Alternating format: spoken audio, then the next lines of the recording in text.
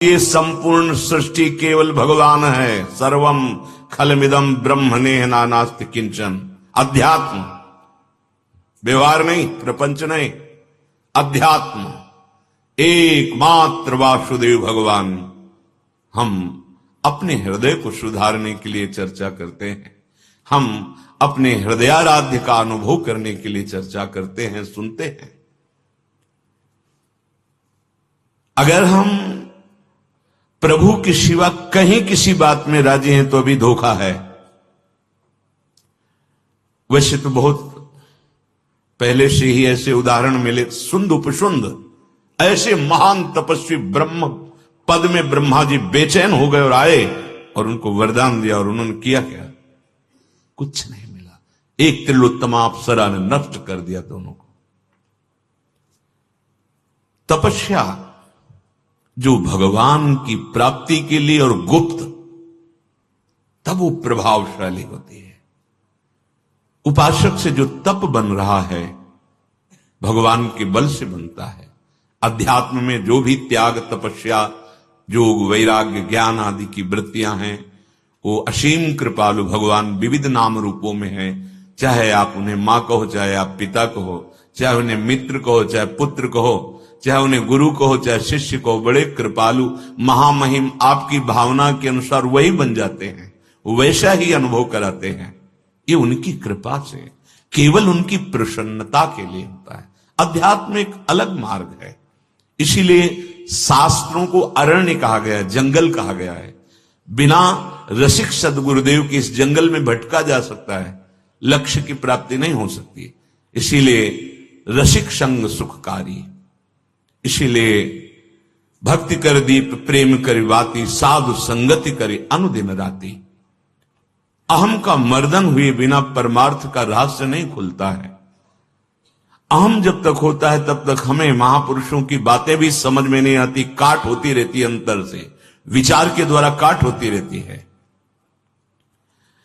जो इस मार्ग में चलना चाहता है, पहला, भगवद स्मरण का तार टूटना नहीं चाहिए। सनकादि जी ने जब श्रीमद् भागवत के श्रवण की पद्धति बताई तो उसमें बताया कि अगर निराहार रहकर सुने तो अच्छा, अगर निराहार होने पर चिंतन होता है, प्राण व्याकुल हो रहे हैं भूखा, तो फिर एक बार अन्न पाले, क्योंकि उसका चिंतन नहीं होना चाहिए, अनन्य चिंतन। हाँ, जो हम श्रवण कर रहे हैं उसका मनन होना चाहिए, उसी का चिंतन होना चाहिए। उपासना के रहस्य को आंतरिक समझे। किसी भी तरह से हमें देह चिंतन, प्राण चिंतन, भूख प्यास का चिंतन, विस्मरण करना है। भगवत स्मृति एक तार, तैल धारावत, वो नाम की, मंत्र की, रूप की, धाम की लीला की, या सेवा के द्वारा, सेवा पद्धति से स्मृति का तार अपने आराध्य देव में। और जगत के सब जड़ चेतन पदार्थों में मेरे आराध्य देव विराजमान हैं, बिल्कुल संशय नहीं, वही विराजमान है। दूसरी ये जो बात है, इसलिए इसे दूसरी जगह रखी गई है कि जब तक आपका अखंड भजन, अनन्य चिंतन नहीं होगा तब तक ये सामर्थ्य नहीं है, आपका हृदय पवित्र नहीं होगा। पवित्र हृदय ही सामने भगवत भाव कर सकता है। ये दो बातें जीवन में जिसके दृढ़ हो गई, उसका काम बन गया, अर्थात जीवन मुक्त हो गया।